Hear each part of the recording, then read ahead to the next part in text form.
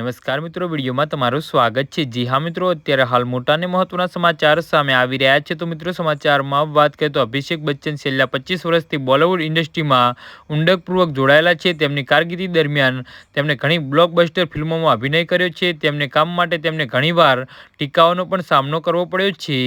જી હા મિત્રો, અત્યારે હાલ મોટા અને મહત્વના સમાચાર સામે આવી રહ્યા છે।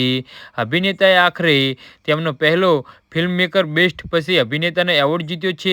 11 ઓક્ટોબર 2025ના રોજ ગુજરાતના અમદાવાદમાં યોજાયેલા 70મા ફિલ્મમેકર એવોર્ડ્સનો ઘણો વિડીયો સોશિયલ મીડિયા પર વાયરલ થયો છે।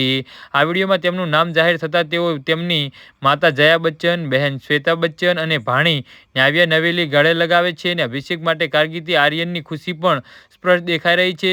તેમને જુનિયર બિગ બીની ગળે લગાવીને અભિનંદન આપ્યા હતા। જોકે તેમની પત્ની ઐશ્વર્યા રાય બચ્ચન અને પુત્રી આરાધ્યા બચ્ચન અને પિતા અમિતાભ બચ્ચન આ ખાસ દિવસે હાજર નહોતા। અભિષેકે માત્ર એવોર્ડ જીત્યો જ નહીં પરંતુ એક શક્તિશાળી પ્રદર્શન પણ કર્યું હતું।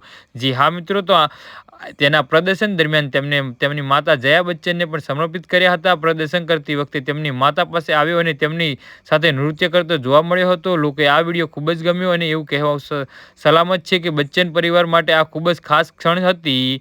જી હા મિત્રો, તો આના વિશે તમારું શું કહેવું છે તો નીચે મારી કમેન્ટ બોક્સમાં જરૂરથી જણાવજો અને અમારી યુટ્યુબ ચેનલને સબસ્ક્રાઈબ કરવાની ભૂલતા નહીં। ધન્યવાદ।